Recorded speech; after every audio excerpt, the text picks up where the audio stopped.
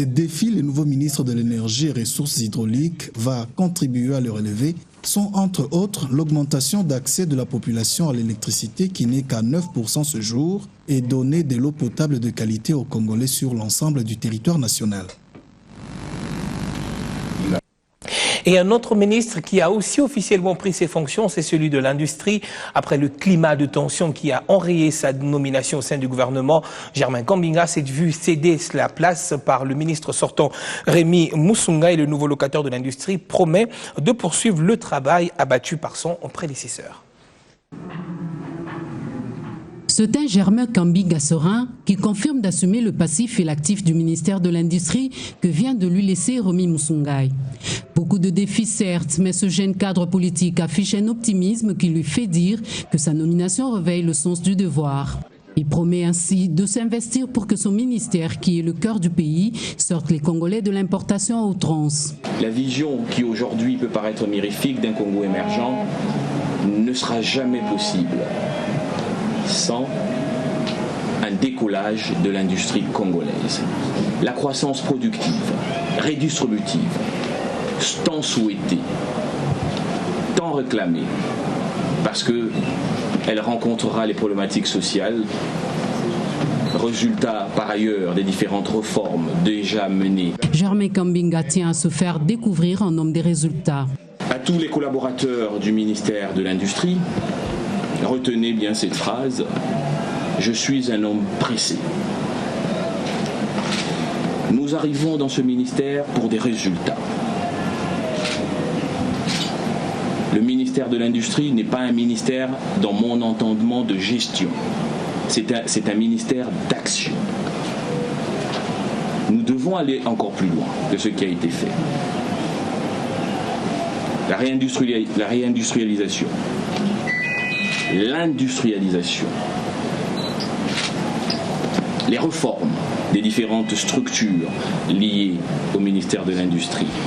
Ma nomination à la tête de ce ministère est également et certainement un message que le chef de l'État voudrait envoyer à la jeunesse congolaise.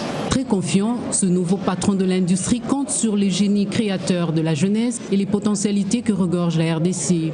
Et ce partage est une invitation au soutien pour la réussite d'un mandat prometteur. Et la destinée du ministère de l'Environnement et du Développement durable repose désormais entre les mains de Bienvenu Liota Njoli. Il vient en remplacement de Sam Bavon-Poutou. Également, comme ses collègues, il est conscient des défis qui l'attendent. Devant le ministère de l'Environnement jeudi matin, les militants du Parti démocrate chrétien ne voulaient pas manquer l'événement. Dans la salle de réunion, un seul motif réunit tout ce monde. La remise et reprise entre le ministre sortant Bavon Sam Poutou et le entrant Bienvenu Liota Njoli.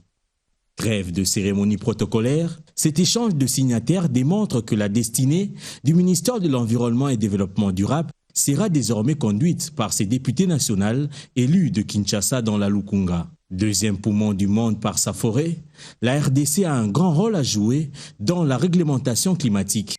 Une bonne gouvernance forestière est donc requise. Il existe également un grand besoin d'accompagnement de la population riveraine, c'est là en renforçant leurs capacités afin de mieux s'approprier la politique gouvernementale dans ce secteur. Des défis qui attendent le désormais ex-président de la Commission Relations extérieures à l'Assemblée nationale. C'en est fini avec cette page. Autre chose à présent, on a quelques jours de la clôture de la session ordinaire prévue pour ce 15 décembre 2014 et le Sénat a voté ce mercredi la loi des finances exercice 2015. Si au niveau de la Chambre basse, ce budget a été évalué à plus de 8 milliards de dollars américains, au niveau de la Chambre haute, les sénateurs ont franchi le cap de 9 milliards. Ainsi donc, une harmonisation des vues entre l'Assemblée nationale et le Sénat est fatale. Processus électoral pour un accompagnement responsable du dit processus. Le Conseil des églises écuméniques protestantes marque son accord à l'issue, bien évidemment, d'un atelier de 3 jours sur la question. L'initiative a donc eu l'avantage de concourir à la réussite des élections transparentes. Il accepte de s'allier à la Commission électorale nationale indépendante et tirer le chariot dans la même direction. Le Conseil œcuménique des églises protestantes et la CETA ont cogité 3 jours durant sur leur accompagnement dans le processus électoral en vue des élections démocratiques. Des réflexions jugées de portée nationale. Cela couvre mieux la problématique de l'évaluation des besoins et de la planification de l'accompagnement du processus électoral en RDC. Et cela en vue, à mon humble avis, de définir les axes d'une politique conséquente et surtout de préconiser les actions à court, moyen et long terme pour sa mise en œuvre. Sur tous les plans, vos réflexions se sont résolument, constamment orientées vers la satisfaction des besoins et attentes des populations et contribueront efficacement à la tenue des élections libres, démocratiques, transparentes et apaisées. Pour la pertinence, la nécessité et l'urgence d'agir en vue du couronnement, la Commission électorale nationale indépendante a témoigné sa satisfaction et sa détermination. Il s'agit d'un sujet de très haute portée nationale dans la mesure où la transparence et la crédibilité des élections sont les conditions qui nous éclairent dans les choix des dirigeants à qui nous allons librement confier la charge de présider à notre destinée. Le résultat auquel vous êtes parvenus reflète la mesure des efforts que vous avez déployés et mérite toutes nos félicitations les plus chaleureuses. À ces échanges, les groupes spécifiques étaient aussi conviés pour connaître, comprendre et contribuer au processus électoral apaisé. Et le volume des matières traitées l'ont démontré. Et puis ce communiqué avant de poursuivre ce journal, la Commission électorale nationale indépendante invite les mandataires des partis politiques du moins accrédités à prendre part à la réunion du comité de liaison entre la CENI et les partis politiques ce vendredi 12 décembre 2014 à 9h précise dans la salle des spectacles du Palais du Peuple. Outre l'état des lieux du processus électoral en République démocratique du Congo, cette rencontre sera consacrée à l'organisation du secrétariat technique conjoint, à la procédure de gestion des témoins dans les bureaux de vote ainsi qu'aux dispositions mises en place pour l'accréditation des mandataires des différents partis politiques. La présence de tous les mandataires accrédités est vivement recommandée. Communiqué signé Jean-Pierre Kalamba Moulumba Ngalula, rapporteur de cette institution. Après 4 années passées dans la lutte pour la consolidation de la démocratie en RDC, le Fonds Société Civile pour la Bonne Gouvernance a clôturé avec son projet en RDC, un programme qui a appuyé plusieurs organisations de la société civile à travers le pays. En tout, 2780 projets ont ainsi été subventionnés par ce programme financé par divers partenaires. Nous sommes dans l'une des nouvelles salles de Béatrice Hôtel dans la commune de la Gombe. Ici se réunissent différents partenaires, bailleurs et bénéficiaires du Fonds Société Civile pour la Bonne Gouvernance. Et sur la table, les bilans des 4 années d'activité en RDC du programme qui arrive à son terme. Ce n'est pas tout le temps les organisations non gouvernementales internationales qui peuvent mettre les gouvernants et les gouvernés ensemble. Ici, nous avons démontré clairement que les organisations de la société civile sont capables de le faire. Ces programmes avaient comme objectif d'appuyer la société civile considérée comme partenaire clé pour la consolidation de la démocratie en RDC. Ça a apporté un plus parce qu'à partir de ces programmes, nous avons organisé la communauté, les créateurs, les ayants droit, l'État, donc les gouvernants, par rapport à un cadre de concertation, de dialogue, parce qu'il y a eu trop de conflits. Le moment le plus fort du FSC, c'est plutôt la mise en commun des idées entre les membres de la société civile, de la collectivité et les idées des autorités. Après 4 années, 2780 projets ont été ainsi subventionnés dans toute la RDC, dans plusieurs domaines. Nous avons vu les résultats concrets sur le terrain. Nous avons vu dans les différents secteurs prenant des engagements constructifs ayant suscité l'autorité à leur prêter oreille. Dans le secteur de la santé, par exemple, il y a des organisations de la société civile travaillant pour empêcher la corruption livraison des produits pharmaceutiques pour l'intérêt des citoyens. Ce programme a vu le jour en juillet 2010, après plusieurs plaidoyers menés par Christian Aid auprès du gouvernement britannique et suédois, principaux bailleurs.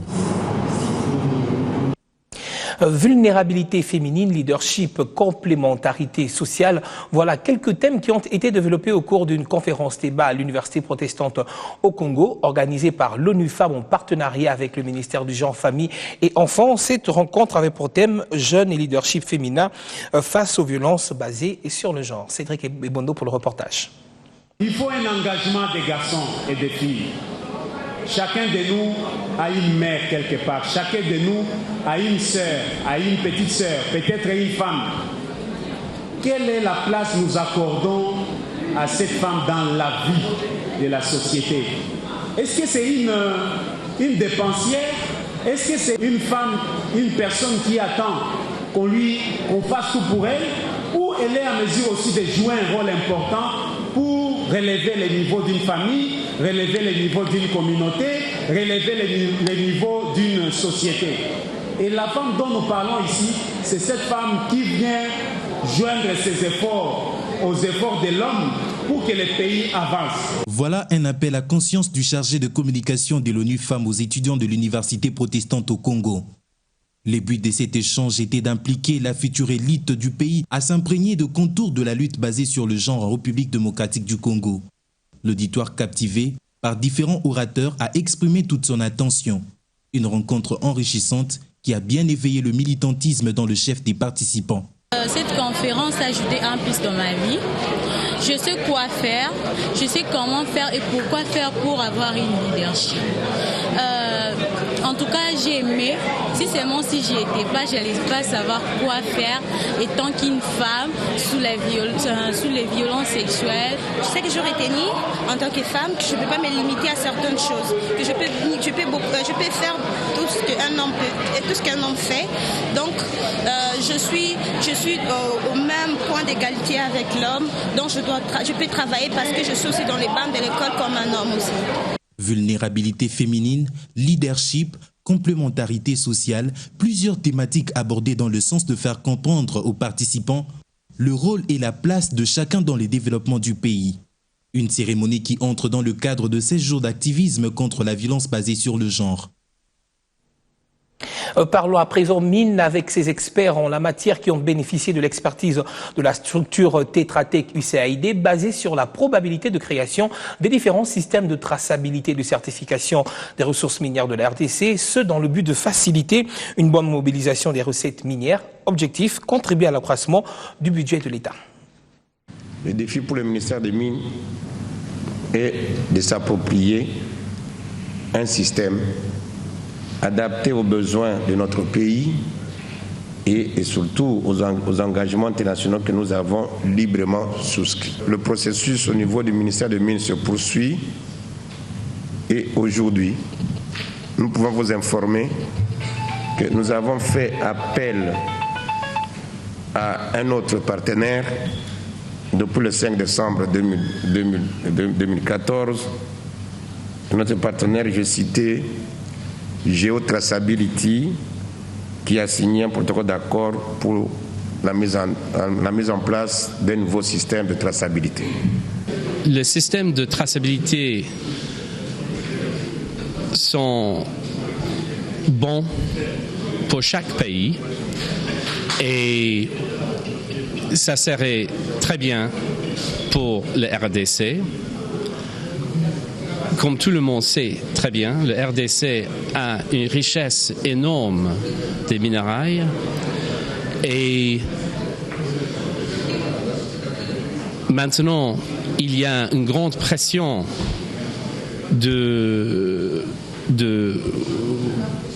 par rapport à l'accès au marché international d'avoir un système de traçabilité et de certification. Et pour les 3T, c'est absolument nécessaire suite à la législation américaine de loi Dodd-Frank. Et pour l'or, c'est très important aussi parce qu'il y a une grande production de l'or en RDC. Et puis l'actualité en province, investir dans la jeunesse pour un développement de la province.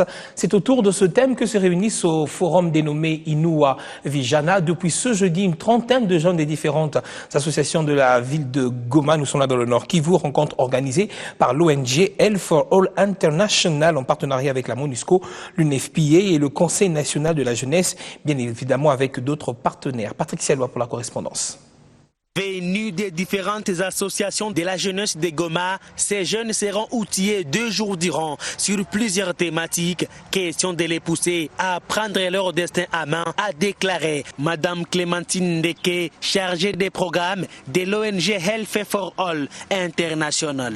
Vous savez que l'avenir de demain pour notre pays dépend de la jeunesse d'aujourd'hui. Les jeunes doivent être capables de prendre les décisions pour le développement de notre pays. Et pour cet effet, nous devons d'abord les préparer, les former, les informer par rapport à leurs droits, par rapport aux problèmes qui les guettent, afin qu'ils choisissent le bon chemin pour l'avenir de notre pays. Au courant de ces 2 jours, on est en train de parler de la politique nationale de la jeunesse. On est en train de parler de la charte africaine de la jeunesse et de voir comment investir dans la jeunesse pour le développement de notre pays. La tenue de ces forums, à en croire le président du Conseil provincial de la jeunesse, vient renforcer les thèmes du 4e congrès panafricain de la jeunesse, tenu en Afrique du Sud, qui a mis la jeunesse au centre de développement. Inua Vijana vient comme un supplément au thème de l'année du 4e congrès du développement de l'Afrique. Eh bien, Inua Vijana, c'est une initiative congolaise qui veut à ce que les jeunes soient capacités, dotés de compétences et des atouts nécessaires en vue d'être des éléments, alors des facteurs du développement et non du sous-développement. L'occasion faisant les larrons, le directeur de cabinet de la ministre provinciale de la jeunesse n'a pas tardé de solliciter aux organisateurs l'intensification de telles séances pour conscientiser les jeunes à s'engager dans la lutte contre tous les fléaux qui les gangrènent, constituant les freins au développement. Allez, nos confrères de la presse en ligne s'invitent également dans cette édition. D'abord à lire dans Le Point. Algérie, l'armée annonce avoir tué un 2e meurtrier d'Hervé Gourdel, un 2e membre donc du groupe islamique Jude al-Khilafa impliqué dans la décapitation du touriste français Hervé Gourdel en septembre en Algérie a été tué par l'armée, a annoncé jeudi le ministre algérien de la Justice Tayeb Louf. Dans le cadre de la lutte contre le terrorisme, les autorités ont identifié le cadavre d'un des auteurs présumés de l'assassinat tué récemment par l'armée, a déclaré Louf en marge d'une intervention au Conseil de la Nation au Sénat. Donc, sans divulguer l'identité de l'homme tué. Monsieur Louf avait déjà annoncé le 26 novembre dernier la mort d'un membre de Jude al-Khilafa. Les soldats du califat également tués par l'armée sans relever son identité. Et puis, affaire Pistorius, le procès réexaminé en appel. C'est donc à lire dans l'Express. Le procès Pistorius n'est pas fini, note le journal. Il sera réexaminé en appel à la demande du parquet a ordonné ce mercredi la juge sud-africaine Thokozile Masipa. Et en première instance, le champion paralympique avait été condamné à 5 ans de prison pour homicide involontaire par balle de sa compagne, le mannequin Riva Steenkamp, le jour de la Saint-Valentin de l'année 2013. Et dans ce pays, la procédure interdit de contester l'autorité de la chose jugée. Le dossier ne peut être réjugé. Ainsi, l'appel doit être uniquement motivé par une erreur d'interprétation de la loi. Le tabloïd de rajouter que c'est pourquoi les magistrats de la Cour suprême d'appel vont vérifier si loi a été appliquée dans la condamnation de l'athlète de 28 ans, sextuple médaillé d'or, non pas pour meurtre, mais pour homicide involontaire, alors que sa petite amie a été abattue, elle, de 4 balles de gros calibre à travers une porte. Et c'est sur cette note que nous mettons un terme à cette édition de l'actualité. Merci à vous de l'avoir suivi. L'actualité est également en continu sur notre site internet www.bone-tv.com.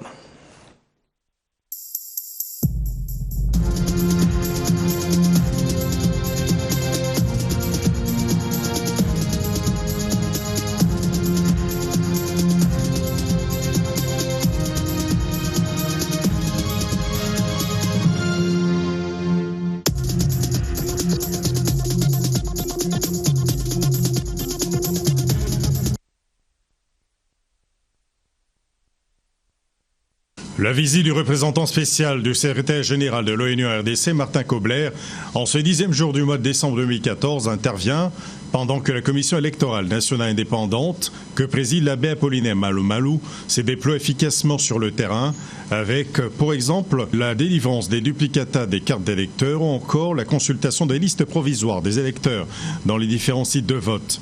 Nous avons la préoccupation du point de vue de la communauté internationale de n'avoir pas assez de temps de préparer. Nous avons le mandat de financer, d'organiser la logistique pour les élections locales. Et vous connaissez la position de la communauté internationale, alors d'avoir un calendrier global, d'avoir la participation du gouvernement, la participation financière et aussi d'avoir le garantie d'avoir des élections selon les standards internationaux. J'ai rencontré les ambassadeurs de la communauté internationale hier ici pour discuter avec eux. Alors les élections et la contribution financière, ce qui est très intéressant, c'est ce qu'on a parlé aujourd'hui. J'ai l'impression, on a une nouvelle dynamique maintenant avec le nouveau gouvernement, que les décisions sont faites. On attend les décisions politiques et puis on peut commencer à travailler. Le président de la CENI a rassuré son hôte des progrès accomplis à nos jours par la centrale électorale de la RDC. Je pense d'abord qu'en ce qui concerne le processus électoral, les préparations se déroulent très bien. Mais comme vous le savez, il y avait encore un certain nombre d'éléments essentiels au processus électoral. Vous le savez déjà, le premier élément, c'est la loi électorale elle-même. J'ai pu expliquer en quoi cette loi est essentielle et comme cela vient d'être annoncé aussi par le président du Sénat, comment les autorités congolaises ont décidé de pouvoir organiser une session extraordinaire du Parlement pour que cette loi électorale, parmi tant d'autres lois essentielles qu'ils pourront mettre à l'ordre du jour de la session extraordinaire, soit finalisée. Le cadre légal est important. J'ai bien indiqué aussi qu'en ce qui concerne les questions financières, les autorités congolaises ont déjà décidé que l'essentiel du financement du processus électoral, ça sera fait par le gouvernement congolais. Donc les autres appuis que nous pouvons avoir dans le processus sont complémentaires. En ce qui concerne le calendrier global, toutes les conditions sont réunies en vue d'une élaboration efficiente. En ce qui concerne le calendrier global, je pense que les deux conditions qu'il fallait réunir pour que ce calendrier soit rendu public, on y travaille depuis quelques mois, sont en train d'être remplis parce que le budget pluriannuel est presque prêt, en tout cas très avancé, et la loi électorale aussi maintenant sera discutée. Ce sont les deux éléments. Dès que les options sont levées, nous allons rendre public le calendrier global de l'Assemblée des élections. Voilà les deux éléments clés sur lesquels on devait insister. Le processus électoral repose sur des bases solides. L'actuelle administration électorale a un travail de titan pour son amélioration, a renchéri l'abbé Apollinaire Malou Malou. Et je pense qu'aujourd'hui, nous pouvons dire que le processus électoral est engagé. Il est engagé sur des bases solides et que sur cette base, nous pourrons voir, en tenant compte aussi des leçons à tirer de toutes les missions d'observation internes et externes qui avaient déjà donné un certain nombre d'éléments. Nous avons un tableau de bord aussi pour répondre par rapport à l'amélioration du processus, parce que le mot-clé que nous avons, c'est d'améliorer le processus, c'est de promouvoir l'intégrité électorale et de garantir la régularité du processus électoral.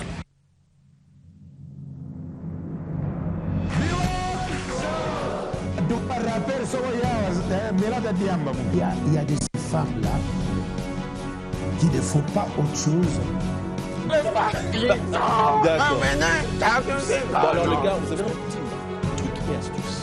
Eux-mêmes se placent d'abord dans ce contexte-là, donc ils s'acceptent comme ça. Et aujourd'hui, c'est un autre monde, quoi. C'est un autre monde pour moi. La mode, c'est un monde merveilleux où tout le monde peut apporter son... C'est bien sûr Youssoufa, SP et Sams. Ils ont accepté notre invitation. qu'à l'école, à 16 ans, vous avez des cours autour de l'éducation sexuelle. Guérir et soulager, 3 mots-clés qui poussent les individus à se rendre à l'hôpital